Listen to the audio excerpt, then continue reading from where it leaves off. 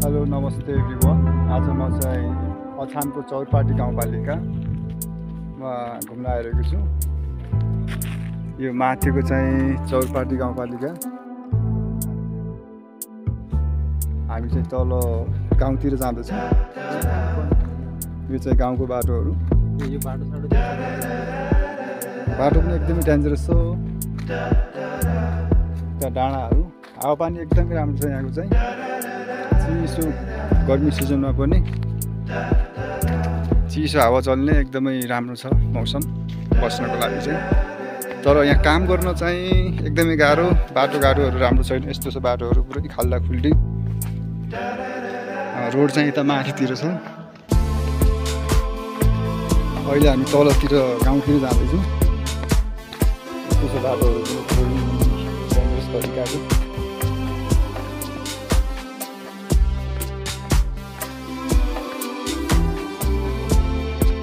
यहाँ फलफुलहरू पनि जङ्गलमा टन्न पाउँछौँ। काफलहरूदेखि लगेर यसलाई के भन्छ तिरमला है, तिरमला गाउँले भाषामा तिरमला भन्छ यसलाई। यसलाई चाहिँ खँगारू भन्छ गाउँले भाषामा। खँगारू यस्तो छ बाटो पुरै डेन्जरस।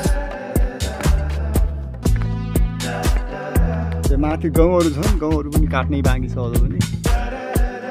किनकि लेक भएकोले यहाँ हावापानीमा एकदमै यो चाहिँ तिरमला हो।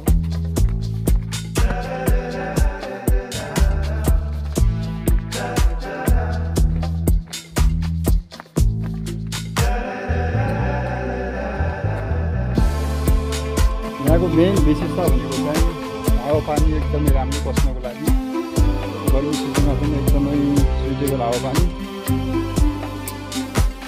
यो चाहिँ काफलको बुट्टा, तर नफल्या रहेछ यो चाहिँ। अहिले काफलको सिजन हो, पाकिरहेको काफलहरू यता गुराउँसी फुल्छ।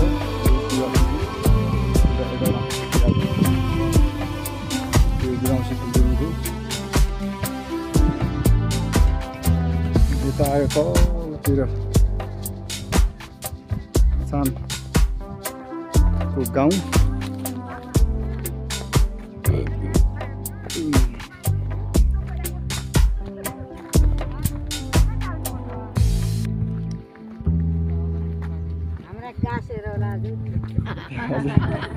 केही हुँदैन, यो भिडियो बनाइरहेको छु म चाहिँ। हजुर हजुर, राम्रो।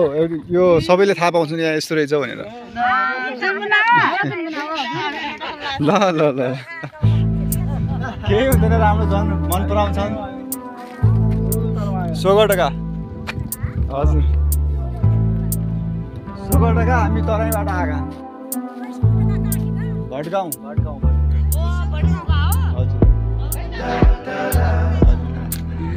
ल, हुन्छ त, हुन्छ ल।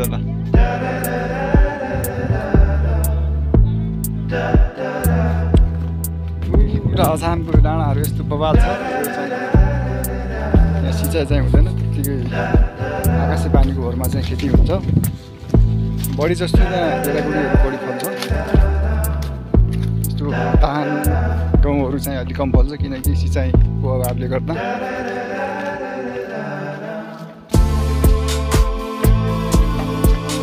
बाटोहरू पुरै डेन्जरस। हावा बबाल चलिरहेको छ, पुरै दुःखहरू हल्लिरहेको यसरी हल्लिरहेको।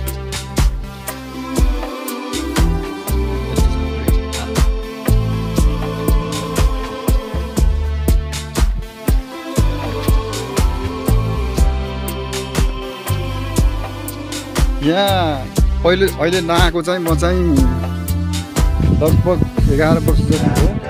11 वर्षपछि अछामको चौरपाटीमा आएको चाहिँ खेतीहरू गर्छौँ। त्यस्तो उहाँहरूलाई चाहिँ एग्रिकल्चरमा चाहिँ स्लोपिङ ल्यान्ड भन्छ। स्लोपिङ ल्यान्ड खेती, भिरालो खेती पद्धति हुन्छ।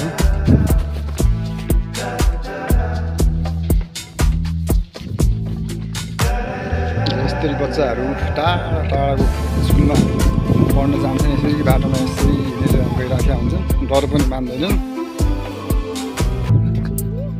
कहाँबाट आयो तिमीहरू? हो कतिमा पढ्छौ 10 मा हो तिम्रो नाम के हो आयुष ए तिमी कतिमा पढ्छौ युकेजी तिमी कतिमा पढ्छौ लाज मान्दो रहेछ यार यो तिमी कतिमा पढ्छौ तिमी 5 मा एबिसिडी भन त तिमीलाई आउँछ भन त भन भन म तिम्रै गाउँको हो यहाँनिर तल भन भन भन तिमी भन त एबिसिडी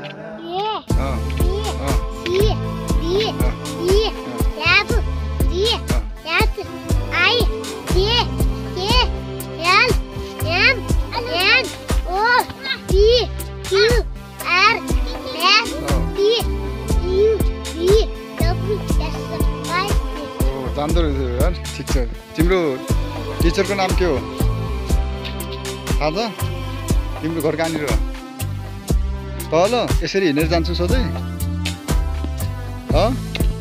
नास्ताहरू दिन्छन् कि नै स्कुलमा खाजाहरू दिन्छन् के दिन्छन् रोटा के को रोटा ल ठिक छ बधाई छ ल राम्रो छ तिम्रो राम्रोसँग जाऊ है राम्रोसँग जाऊ है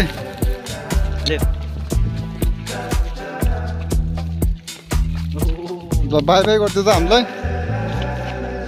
बाई गरिदियो त बाई है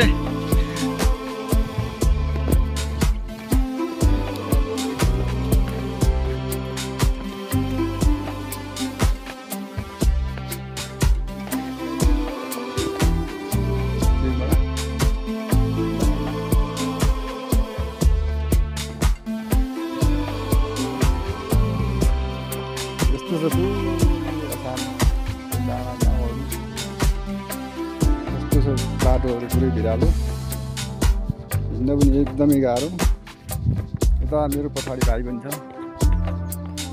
आइ केही गर्दैन काफलको बुढा आयो पल्या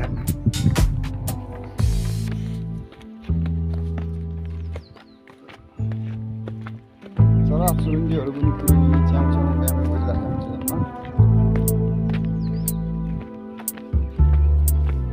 के बुझिसकेको छ होइन खेती गरिसकेको छ यसमा उता गहुँहरू काट्न बाँकी छ फेरि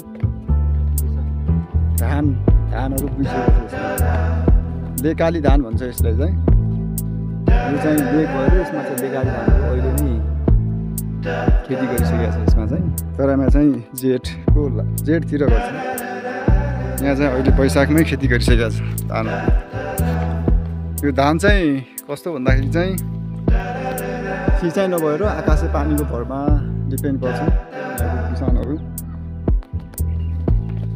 यही बाटो मिल्छ कि क्या है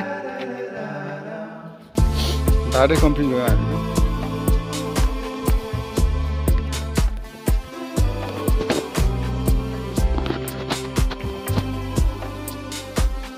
पहाडीको डाँडा पनि बब्बाल देखिरहेको छ यहाँ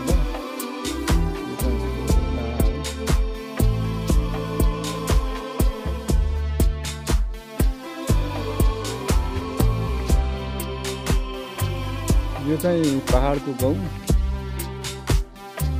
यसरी खेती गरिरहेको छ यहाँ चाहिँ यो आकाशे पानीको भरमा डिपेन्ड पर्छ किनकि यहाँ सिँचाइको अभावले गर्दा यस्तो छ गाउँहरू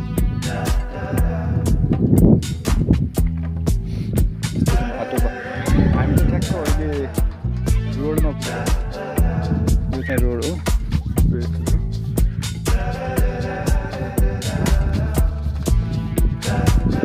ठाउँलाई अछामको चौरपाटी गाउँपालिकाको सिमली गाउँ है सिमली गाउँ भन्छ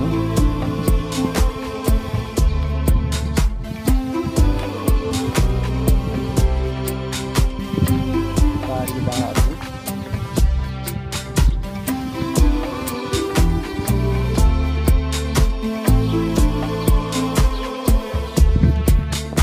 पहाडमा यो तरिकाले पराललाई स्टोरेज गर्छ किनकि यसरी राख्यो भने प्रहारहरू कुहिँदैन, कुहिनबाट बस्छ। त्यो चाहिँ काफलको खुट्टा हो। यता चाहिँ गाउँहरू छ, रोड हो।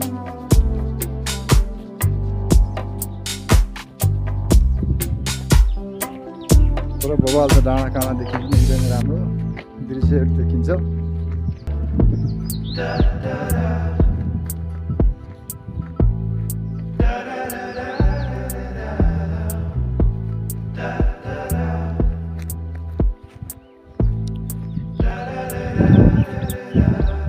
यो रोड पनि अब उसरी ठिकठिकै छ होइन, यहाँको उसरी त्यति राम्रो नभए पनि तर उसरी क्लियर छ road. Thank you so much for